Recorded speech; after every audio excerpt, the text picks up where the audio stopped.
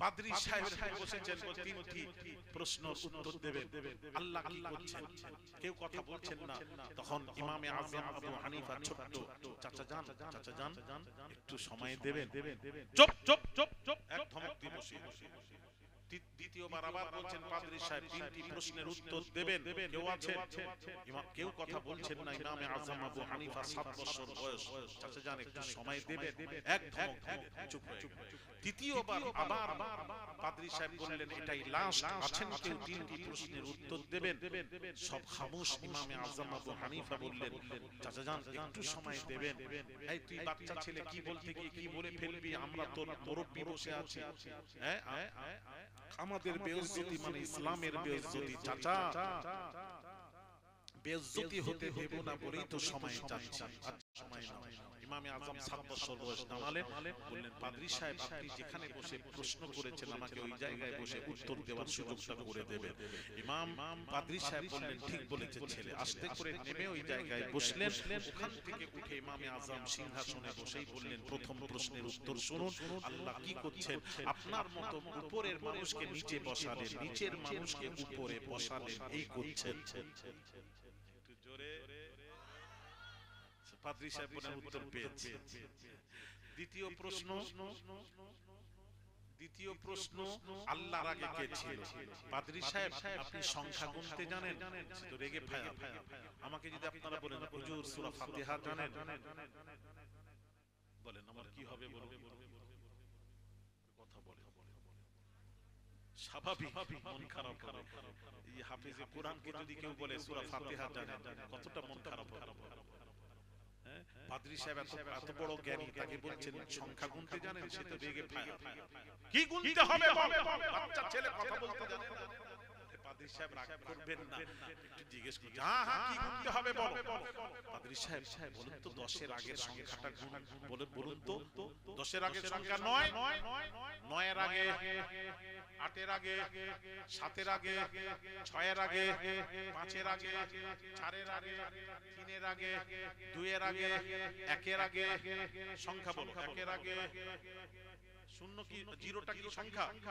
1 এর আগে কি? 1 এর আগে কিচ্ছু নেই, জিরো। যেই পাদ্রী সাহেব বলেছেন 1 এর আগে কিচ্ছু নেই, জিরো, ইমামে আযম আবু হানিফা বলছেন, পাদ্রী সাহেব আমার আল্লাহর আগেও কিচ্ছু নেই, জিরো। দেখেন ভাইরা আমার, বাবাজিরা, 3 নম্বর প্রশ্ন কি ছিল? মোমবাতি আলো কোন দিকে? বাবাজি, ইমামে আযম আবু হানিফা একটা চেরাগ জ্বালালেন। চেরাগ, এদিকে লক্ষ্য করুন বাবা, চেরাগ জ্বালিয়ে বলছেন, পাদ্রী সাহেবের মুখ কোন দিকে? সব দিকে আলো দিচ্ছে, সব দিকে। ইমামে আযম আবু হানিফা বললেন, আমার আল্লাহর মুখ সর্বত্রে। একটু জোরে বলুন। আবার আজকাল আবার কিছু আছে জানেন, আমি বাংলাদেশে এক কবর জিয়ারত করছি, কবরের দিকে মুখ করে সালাম দিয়ে দোয়া করছি, একজন পেছন থেকে চিল্লাচ্ছে, কাবার দিকে ঘুরুন, ঘুরে দোয়া করুন, কাবার দিকে ঘুরুন। মানে ও সৌদিতে ছিল। আমি তাড়াতাড়ি দোয়া করে আমি ঘুরে, আমার মেজাজ গরম হয়ে যাচ্ছে। আমি ওটা কে রে? বেয়াদব কে? বেয়াদবটা কে? হুজুরে সৌদিতে থেকে ওখানে দীর্ঘদিন ছিল, সে চিৎকার করছে, কিবলার দিকে মুখ করে দোয়া করো। আবার কিছু আছে কবরের দিকে সালাম দিবে আর দোয়া করবে, ঘুরে গিয়ে কাবার দিকে মুখ করে দোয়া করবে। কাবার দিকে। আপনাদের এখানে কিবলা কোন দিকে বাবা? এই সোজা, এই সোজা। আজকে আমি দোয়া করব কোন দিকে মুখ করে? এটা কোন দিক? দক্ষিণ দিক। তাহলে আজকে দোয়া কবুল হবে। পশ্চিম দিকে মুখ করে দোয়া, ওই দিকে কাবা আছে, ওই দিকে ছাড়া দোয়া খেয়েছে, খুব খেয়ে নিয়েছে। আস্তাগফিরুল্লাহ আল-আযীম। এসব ফালতু কথা বলবেন না, বলবেন না। ভাইরা আমার, বাবাজিরা ভালো করে শুনুন, মা বোনেরা আকীদা ঠিক করো। আল্লাহর কোরআন কি বলছে শোনো, কোরআন যা বলছে শোনো আর আমল করো। ফাআইনামা তুওয়াল্লু ফাসাম্মা ওয়াজহুল্লাহ। আল্লাহ পাক বলছেন যেদিকে তাকাও সেদিকেই আমি আল্লাহ। আল্লাহ পশ্চিমে নেই, উত্তর দক্ষিণ পূর্ব পশ্চিম যেদিকে তাকাও সেদিকেই আল্লাহ। আল্লাহর কোরআন। তাহলে যেদিকে মুখ করে দোয়া করবেন, দোয়ার শর্ত নেই পশ্চিম দিকে মুখ করে দোয়া করতে হবে, এটা কোনো বাবাজি শর্ত নয়, দোয়ার শর্ত নয়। যেদিকে আপনি দোয়া করবেন অসুবিধা নেই, আল্লাহ সর্বত্রে। জুরে জুরে বলুন। বাবাজি তিনটি প্রশ্ন উত্তর দিয়ে দিলেন কে? ইমামে আযম আবু হানিফা। এত তীক্ষ্ণ বুদ্ধি ইমামে আযমের ছিল। এখন ছাগলের কুকুরে সঙ্গম হয়ে বাচ্চা হয়েছে, বাচ্চার মাথাটা কুকুরের ন্যায়, দেহটা ছাগলের ন্যায়, খাওয়া যাবে কিনা? সমস্ত মুফতিরা বলল চলবে না, চলবে না, চলবে না। ইমামে আযম আবু হানিফা কত গভীরে ঢুকে গেছেন দেখুন। তারা গভীরে গিয়ে যারা তালাশ করে তাদেরকে ফাকিহ বলা হয়। ইমামে আযম আবু হানিফা বললেন এক কাজ করো। কি সুন্দর করে সমাধান দিচ্ছেন। হ্যাঁ, কোরআন হাদিসে তো কিছু নেই, তাহলে কি করে সমাধান দেবে? কি করে দেবে যাতে কোরআন হাদিসের বিপক্ষে না যায়, সেই রকম সমাধান দিতে হবে।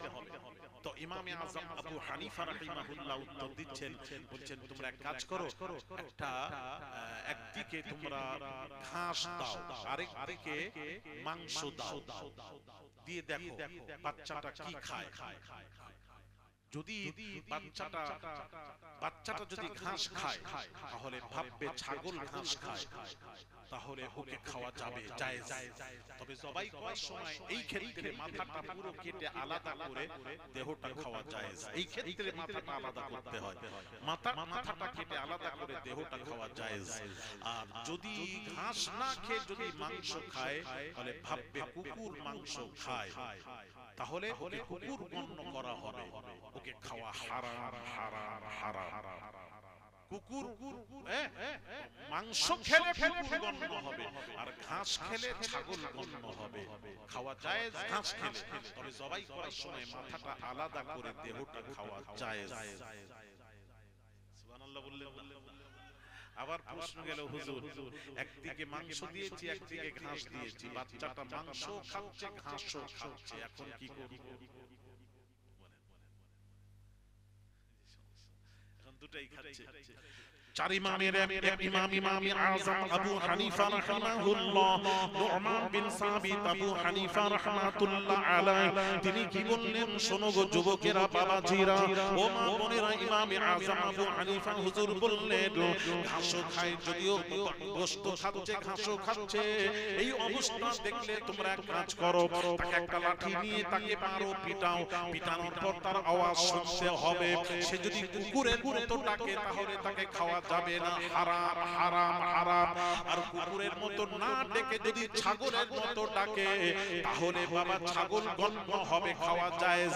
তবে জবাই করার সময় মাথাটা আলাদা করে দেহটা খাওয়া জায়েজ। আবার প্রশ্ন গেল, হুজুর আমরা লাঠি নিয়ে যখন মারছি বাচ্চাটা আওয়াজ করছে, কুকুরের মতো আওয়াজ করে, ছাগলের মতো আওয়াজ করে, কুকুরের মতো ডাকে, ছাগলের মতো ডাকছে, এখন কি করব?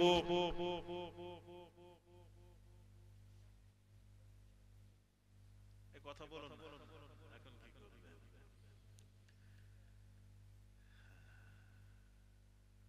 ভাইরা মান, বাবাজিরা, মা বোনেরা, কাকে ফাকিহ বলা হয় একটু শুনুন।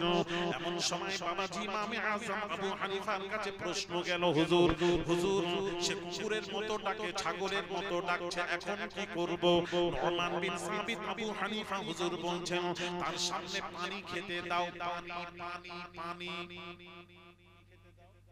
পানি খেতে দাও, দিয়ে দেখো সে যদি বাবাজি সে যদি জিভ দিয়ে পানি খায় তাহলে কুকুর গণ্য করা হবে। কুকুর কিভাবে খায়?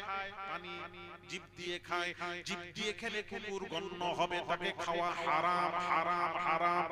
আর যদি চুমুক দিয়ে পানি পান করে তাহলে ভাববে ছাগল চুমুক দিয়ে পানি পান করে, খাওয়া জায়েজ। তবে জবাই করার সময় মাথাটা আলাদা করে দেহটা খাওয়া জায়েজ। আবার প্রশ্ন করা হলো, হুজুর পানি দিয়ে দেখলাম বাচ্চাটা জিভ দিয়েও পানি খাচ্ছে, চুমুক দিয়েও পানি খাচ্ছে, এখন কি করব?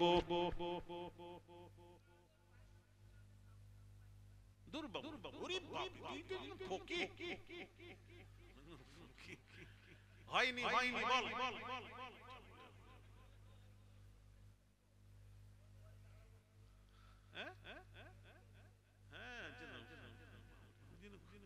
বল বল বল বল দে থাক বাবা আর যাচ্ছি না, এখানেই রাখলাম।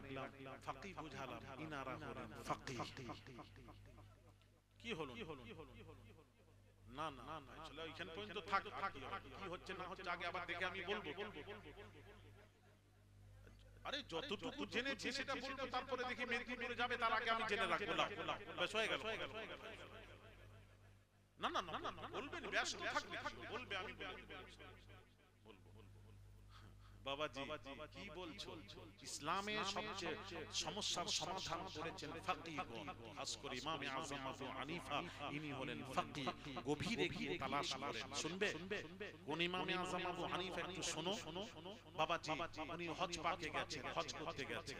আব্দুল্লাহ ইবনে মুবারাকের কথা বলছিলাম। আব্দুল্লাহ ইবনে মুবারাক উনি পরিচয় করিয়ে দিচ্ছেন কাকে?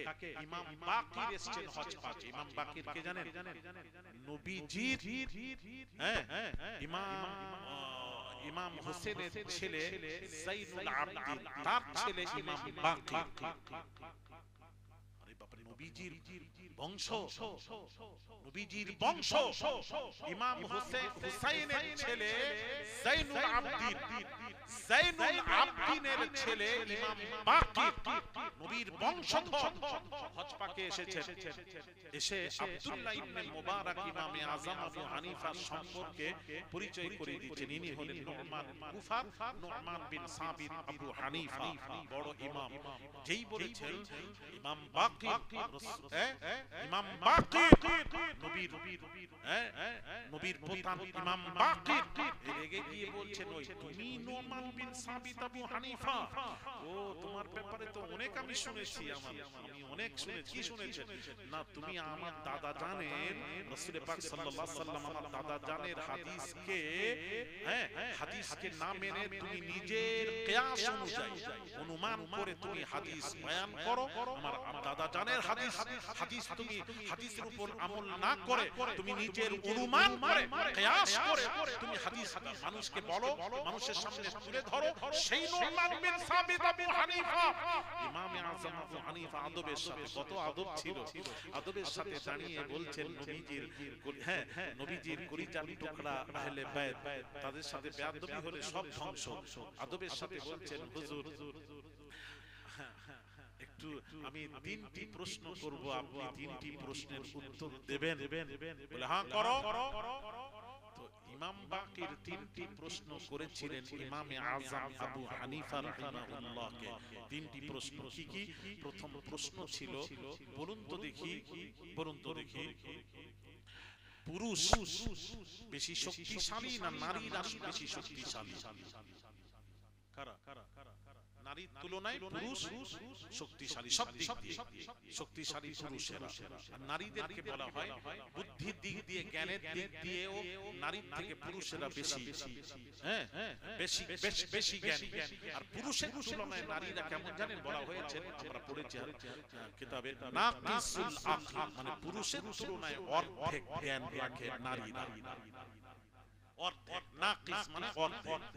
এই জন্য কোন নারীকে নবী বানানো হয়নি। তার আরো কারণ আছে, তার মধ্যে একটা কারণ। ভাইরা আমার বাবাজিরা, তাহলে পুরুষ বেশি শক্তিশালী নারীর তুলনায়। তাহলে বলুন তো দেখি, জিজ্ঞেস করছেন ইমামে আযম আবু হানিফা ইমাম বাকিরকে জিজ্ঞেস করছেন, পিতার মৃত্যুর পর সম্পত্তি, পিতার যে সম্পত্তি, ছেলে কত পাবে, মেয়ে কত পাবে? ইমাম বাকির বলছেন, ছেলে পাবে 2 আনা, মেয়েরা পাবে 1 আনা। যেই বলেছেন ইমামে আযম আবু হানিফা বলছেন হুজুর আমি যদি কিয়াস করে, কিয়াস মানে অনুমান করে যদি আপনার দাদা জানে হাদিস যদি আমি মানুষের সামনে তুলে ধরি, তাহলে কিয়াসের তাকাজা হলো, কিয়াস এটাই বলছে পুরুষ শক্তিশালী নারীর থেকে, তাহলে পুরুষকে একানা দেওয়া দরকার, নারীদেরকে দোয়ানা দেওয়া দরকার, এটাই কিয়াসের তাকাজা, এটাই অনুমান বলছে, এটাই বলছে। তাহলে আমি যদি কিয়াস অনুযায়ী যদি ফতোয়া দিতাম, আপনার দাদার কথা অনুযায়ী ফতোয়া না দিয়ে যদি কিয়াস অনুযায়ী ফতোয়া দিতাম, তাহলে কিয়াস বলছে নারী বেশি পাবে পুরুষ কম পাবে, এটাই ফতোয়া দিতাম। আমি নুমান বিন সাবিত এটা ফতোয়া দিইনি, আপনার দাদা যা ফতোয়া দিয়েছেন রাসূল পাক সাল্লাল্লাহু আলাইহি সাল্লাম বলেছেন পিতার সম্পত্তি ছেলে পাবে দোয়ানা, মেয়েরা পাবে একানা। আমিও নুমান বিন সাবিত আবু হানিফা আপনার দাদার ফতোয়ার উপর আমিও ফতোয়া দিয়েছি। তাহলে আমি কোথায় কিয়াস করে আপনার দাদার হাদিসকে আমি ফেলে নিজের অনুমান করে আমি মাসলা বয়ান করি, এটা আপনাকে কে বলবো? যদি করে থাকতাম তাহলে এটাই তাকাজা ছিল, পুরুষ কম পাবে নারী বেশি পাবে, এটাই কিয়াসের তাকাজা, কিন্তু আমি তা করিনি। আপনার দাদার ফতোয়ার উপর তাই ফতোয়া দিয়েছি। দাদার কথার উপর কথা বলা যাবে না, রাসূল যেটা বলেছেন সে কথাই চলে না। তাহলে আমি কোথায় দিলাম, কোথায় আপনার দাদার মাসলাকে আমি ভেঙে চুরমার করেছি, কোথায়? নাম্বার 2, প্রশ্ন নাম্বার 2। আচ্ছা বলুন তো দেখি, নারীরা রমজান মাস আসছে, নারীরা মাসিক অবস্থায়, নাপাক অবস্থায়, মাসিক অবস্থায় নারীদের নামাজ মাপ, আর রোজা মাপ নেই, রোজা কাজা করতে হবে, তাই তো নাকি? কথাও বলে তোমাদের নারীরা কি করে, রোজার কাজা করে না নামাজের কাজা করে? কথা বলে রোজার কাজা করে, নামাজের কাজা নেই, নামাজ মাপ। 7 দিন 10 দিন উপরে নয়, বিমার ধরা হবে। 10 দিনের ভেতরে যেসব হবে, নাপাক অবস্থায় থাকলে, আপনার মাসিক অবস্থায় থাকলে নামাজ মাপ, কিন্তু রোজা রাখবেন না, রোজা কাজা করবেন, পরে কাজা করবেন। রমজানের পর রোজা যেগুলো কাজা হয়েছে সেগুলো কাজা করবেন। নফল আগে রাখবেন না, আগে কাজাটা করবেন। কাজাটা জরুরি, নফল পড়াটা রোজা রাখাটা জরুরি নয়, কাজাটা আগে করবেন। এটাই সিস্টেম। ভাইরা আমার, বাবাজিরা, নবী বলেছেন এটাই। তাহলে নারীদের রোজা কাজা আছে, নামাজ কাজা নেই। তো ইমামে আযম আবু হানিফা ইমাম বাকিরকে বলছেন হুজুর বলুন, আচ্ছা নামাজ শ্রেষ্ঠ না রোজা শ্রেষ্ঠ? হাদিস শরীফে এসেছে আফজালুল ইবাদাতু ইবাদাতুস সালাহ, রোজা হচ্ছে নামাজ হলো শ্রেষ্ঠ ইবাদত, ইবাদতের মধ্যে শ্রেষ্ঠ ইবাদত হলো নামাজ, রোজার তুলনায় নামাজ শ্রেষ্ঠ। তাহলে ইমামে আযম আবু হানিফা বলছেন হুজুর কিয়াস মানে অনুমান এটাই বলছে, কিয়াস এটাই বলছে যদি নামাজ যদি শ্রেষ্ঠ হয় তাহলে নামাজের কাজা হওয়া দরকার ছিল, কিন্তু নামাজের কাজা না হয়ে রোজার কাজা হচ্ছে, এটা কেমন কথা? আমি ফতোয়া দিলে এটাই তো দিতে পারতাম, আমি তো এটাই ফতোয়া দিতাম। রোজার কাজা কেন হবে? নামাজ আফজাল, রোজা হচ্ছে নামাজ আফজাল শ্রেষ্ঠ, তাহলে রোজার কাজা নয়, কাজা হবে নামাজের, এটাই কিয়াস বলছে। আমি কিয়াস যদি করতাম তাহলে এটাই ফতোয়া দিতাম যে না নামাজের কাজা করতে হবে, তা ফতোয়া দিইনি। দেখলাম হাদিস, দেখলাম রাসূল কি বলছেন, রাসূল বলেছেন নামাজের কাজা নেই, রোজার কাজা আছে। রাসূলের কথার উপর আমি নুমান বিন সাবিত আবু হানিফা ফতোয়া দিয়েছি। 3 নম্বর প্রশ্ন, যাক 3 নম্বরটা থাক, আজকে আর বলবো না। 3টি প্রশ্ন করেছেন ইমামে আযম আবু হানিফা, কাকে? ইমাম বাকিরকে। 3 নম্বরটা লিখে যাচ্ছি পরে অবশ্য।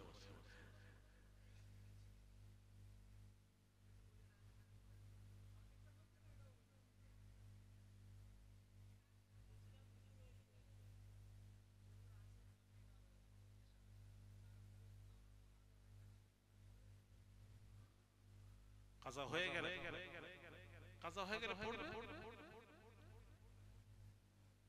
হ্যাঁ, ফরজ পড়ো, সুন্নাতে মুআক্কাদা বা ওয়াজিব যেগুলো সেগুলো পড়বে, হ্যাঁ সেগুলো পড়বে। হ্যাঁ সূরা সাদেকের আগে পর্যন্ত পড়া যাবে, অসুবিধা নেই। ফরজটা পড়ো, ফরজ ওয়াজিব এটার কাজা হয়। খায়ের হ্যাঁ, আর অনেকেই আবার বলেছেন মত আছে ফজরের সুন্নাত যদি কাজা থাকে ওটাও পড়ার কথা বলেছেন। অনেক গুরুত্ব আছে ফজরের সুন্নাতের ব্যাপারে। তো কি বলছি বুঝতে পারলেন? ইমাম আযম আবু হানিফা হুজুর বলছেন, কে ইমাম বাকির কে বলছেন, হুজুর আরেকটা প্রশ্ন, আমার তিনটি প্রশ্নের উত্তর দেবেন, ওটা শুনবেন। কবে ফিনিশিং করে দেব? সবাই বলেন, সবাই সবাই তো এর আগে শুনুনি কেন?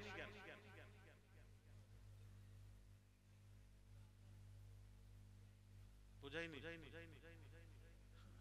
কি শুনলে? এতক্ষণ ওয়াজ শুনলে সারা শুনছে তো ওয়াজ, কি শিখলে বলো না? শেখার কি শিখলে বলো?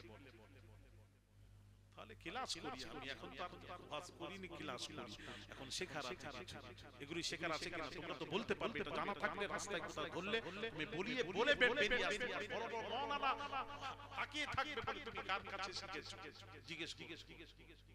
হ্যাঁ, শোনো ছেলেরা, মা বোনেরা একটু শুনেন। মা বোনেরা ঘুমিয়ে পড়েছে না জেগে আছে আমি কিছু বুঝতে পারছি না, একদম চুপচাপ আছে, একদম সাউন্ড লেস। কি ব্যাপার? ও চিল্লি হতো, এটা দিয়েছেন ভালো করেছেন। হ্যাঁ, একদম ওইখানের দিকে তাকা, আমাকে দেখেন, আওলাদের রাসূলকে দেখলে সওয়াব আছে,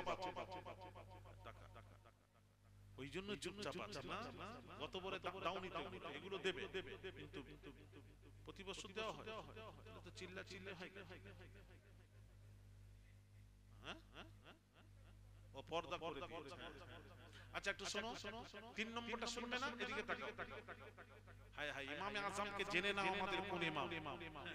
একটু কথাই বলে, আমি তো খুব বাংলাদেশে লামাযহাবী যারা আহলে হাদিস, লামাযহাবী খুব বলি, আমার মতো বলে আমার সামনে আসে।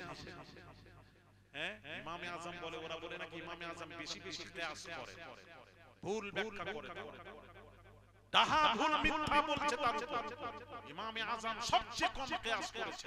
শুনেন, ইমামে আযম আবু হানিফা নু'মান বিন সাবিত আবু হানিফা তিনি বলছেন, এই ইমাম বাকির নবীজির বংশধর, বেয়াদবি ক্ষমা চাই।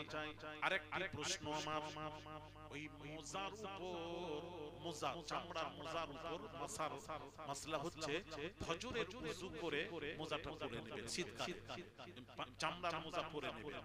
এবার যোহর, আসর, মাগরিব, ইশা পর্যন্ত যখন ওযু করবেন, আমি এই যে আমার বলাটাই বেশ শান্ত ছিল, কেন বলে ফেললাম, শুরু হয়ে গেছে। এই সামলানো মুশকিল। পাগলা তো এখনো কথা বলেনি, এতক্ষণ বলেনি, আমার বলার পর পাগলা বলছে। কি পাগলা? চুপ কর বাবা, নবীর আলোচনা হচ্ছে, একটু চুপ করে শোন, বেয়াদবি করিস না। পাগলা ও রাসূলকে চিন। কি বাবা চিনতো কি না? সেই নবীর আলোচনা হচ্ছে, এখানে পাগলামো চলছে না। এদিকে লক্ষ্য করুন, খুব মনোযোগ। জানো ওই একদম ঈশা পর্যন্ত যখন ওযু করবেন, পা ধুতে হবে না, মোজা চামড়ার মোজা খুলে পা ধুবেন, মাসাক করে নিলেই যথেষ্ট হয়ে যাবে। এটা না, ওতে খুলে পা ধুতে হবে, চামড়া বলছি, চামড়ার মোজার মাসলা হলো। শীতকালে ওলামারা দেখেন না, অনেক আমরা চামড়ার মোজা যখন পরি, ওর মাসলা হচ্ছে একবার ওযু, ফজরের ওযু করে নেবেন, সারা দিন নামাজ পড়লে ওর উপর হাত পা যেভাবে মুখ হাত ধোয়ান সব ধোবেন, ওযু যেমন করেন করবেন। আর পা ধোয়ার সময় মোজাটা খোলার দরকার নেই, মোজার উপরেই মাসা করবেন। তো ইমামে আযম আবু হানিফা ইমাম বাকির কে বলছেন, হুজুর আচ্ছা মোজার চামড়া, মোজার উপর যে মাসা হয়, মাসাটা উপরে হয় না নিচে হয়? মোজার নিচে হয় না উপরে হয়? জিজ্ঞেস করছে। তো আমি পা তুলছি, কিছু মনে নাও না, দেখানোর জন্য। হ্যাঁ, ইমাম বাকির বলছেন না, মোজার উপরে মাসা হয়, নিচে নয়। ইমামে আযম আবু হানিফা বোঝাচ্ছেন, হুজুর আপনি তো নবীর বংশধর, হ্যাঁ, আপনার দাদাজি রাসূল পাক সাল্লাল্লাহু আলাইহি সাল্লাম মোজা নাপাকি লাগলে, মোজা চামড়ার মোজা পরে ঘুরলে নাপাকি লাগে, নিচে লাগে না উপরে লাগে? নিচে লাগবে, তাহলে কিয়াসের তাকাজা হলো মাসা হবে যেখানে নাপাকি লাগে নিচে মাসা হওয়া দরকার, এটা কিয়াস বলছে। আমি বোঝাতে পারছি না? কিয়াস বলছে যেখানে নাপাকি লাগবে সেখানেই মাসা হবে, তার উপরে কেন হবে? না লাগবে নাপাকি নিচে উপরে মাসা, এটা হয় না, এটা কিয়াস করে না। কিয়াস এটাই বলে যেখানে নাপাকি লেগেছে সেটাই মাসা করে। তাহলে আমি ইমামে আযম যদি কিয়াস করে মাসলা যদি বয়ান করতাম, হাল করতাম, তাহলে এটাই বলতাম মোজান নিচে মাসা হয় উপরে হবে না, এটাই বলতাম। কিন্তু না, নবীজি বলেছেন, আপনার দাদাজি বলেছেন মোজার উপরে মাসা করো, যার জন্য আমিও এই ফতোয়া দিয়েছি। নবীর হাদিস যখন পেয়ে গেছি, এখানে কিয়াস করব কেন? এখানে কিয়াস করব কেন? নবীজির একটা জয়ীফ হাদিস যদি আমি ইমামে আযমের কাছে পৌঁছে যায়, আমি তখন কিয়াস করিনি, নবী যেটা বলেছেন সেটার উপর আমল হবে, মোজার উপরে মাসা হবে নিচে নয়। আমিও তো সেই ফতোয়া দিয়েছি। আমি কোথায় কিয়াস করলাম? কোথায় কিয়াস করলাম? ইমাম বাকির আল্লাহর কসম, ইমামে আযম আবু হানিফাকে জড়িয়ে ধরে মুখে কপালে চুমু দিয়ে বলছেন, তোমার মতো মানুষ যদি জমিনে থাকে, আমার দাদা জানেন একটা মাসলা এদিক ওদিক মানুষ করতে পারে না। চিৎকার দিয়ে বলুন সুবহানাল্লাহ। এখন কি এখনো বুঝতে পারলে না তোমরা? ক্লিয়ার হয়েছে তো?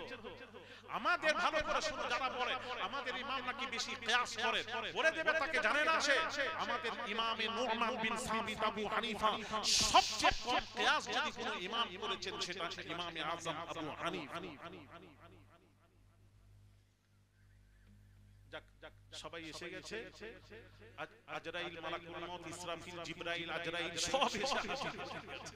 এখন আর কিছু করার নেই। এখন না না, আর আগে আগে আগে টাইম হয়ে গেছে। আগে পয়সা দিতে চাওনি, পয়সা দাও। ওরে বাপ রে, 5টা বেজে গেল।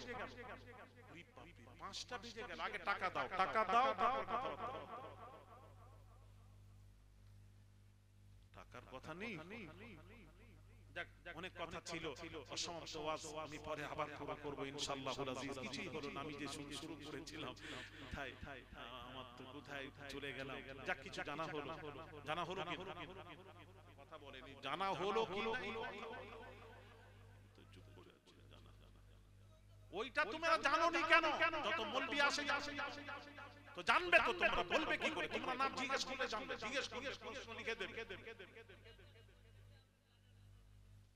না না, ওটা না, জানার চেষ্টা করতে।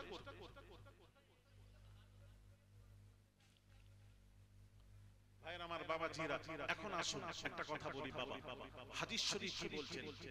মানুষ মারা গেলে, মানুষ মারা গেলে, আচ্ছা দেখেন ফুরফুরা শরীফের, আমার দিকে লক্ষ্য করুন, ফুরফুরা শরীফের মুজাদ্দিদুজ জামান আলা হযরত দাদা হুজুর পীর কিবলা 21, 22, 23 ফাল্গুন, ইস ফুরফুরা শরীফের কি জোরে বলুন কি? উনি নাম দিয়েছেন ইসালে সওয়াব। ভালো করে বুঝবেন, আমিনিয়া মাদ্রাসায় আল্লামা বসিরহাটি হুজুর আমিনিয়া মাদ্রাসায়, হ্যাঁ আমিনিয়া মাদ্রাসায় জুম্মার সম্পর্কে বলতে বলতে চলে গেলাম। জুম্মার আখিরি যোহর সম্পর্কে বলা হলো না, আরো কথা ছিল সেখানে বলা হলো না। আখিরি যোহর পড়তেই হবে বাবা, পড়বে। হ্যাঁ, বসিরহাটি আল্লামা হুজুর বলেছেন আখিরি যোহর পড়তেই হবে। আখিরি যোহর না পড়লে নামাজ শুদ্ধ হবে না। নামাজকে শুদ্ধ করতে গেলে আখিরি যোহর, জুম্মাকে সহি করতে গেলে আখিরি যোহর পড়তে হবে। ওটা উনি এত সুন্দর করে বুঝিয়েছেন ইমাম আল্লামা বসিরহাটি হুজুর। বাবাজি এদিকে লক্ষ্য করুন, আখিরি যোহর সম্পর্কে কি বলা হয়েছে জানেন? এখন কেউ বলবেন আখিরি যোহর পড়বো কেন? জুম্মা যখন পড়বো আখিরি যোহর আবার পড়বো কেন? যোহরও ফরজ, জুম্মাও ফরজ, দুই ফরজ একসাথে পড়বো কেন? আখিরি যোহর এই জন্য পড়তে হয়, জুম্মা ফরজ যেটা আমাদের দেশে ফরজ, যেটা জুম্মা ফরজ হওয়ার যে শর্ত, সে শর্ত আমাদের ভারতবর্ষে পাওয়া যায় না। সেটা কি? সেটা হলো তার মধ্যে একটা হলো আদিল বাদশা, ন্যায় বিচারক আমাদের দেশে আছে। এই জোরে বলুন আছে। তারা সব করছে, কিছু হয়নি, মুসলমান কিছু করলে সন্ত্রাস। তোমরা সব কিছু করছো, মানে আইন চেঞ্জ করে দিচ্ছ, এই আপনার সংবিধান চেঞ্জ করে দিচ্ছ, কিছু হচ্ছে না, আর আমরা করলে বলে এরা সন্ত্রাস।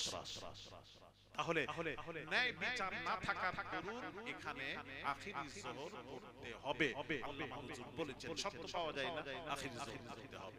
যেমন যেমন বলছি, আপনি এটা মাঠে গেছেন, মাঠে গেছেন চাষ করতে, চাষ করার পর টাইম হয়ে গেছে, আসরের আযান হয়ে গেছে, আপনি মনে মনে করছেন আমি যদি বাড়ি যাই, এত দূর বাড়ি, আমি বাড়িতে গিয়ে আমি নামাজ পড়তে পারবো না, আসরটা কাজা হয়ে যাবে।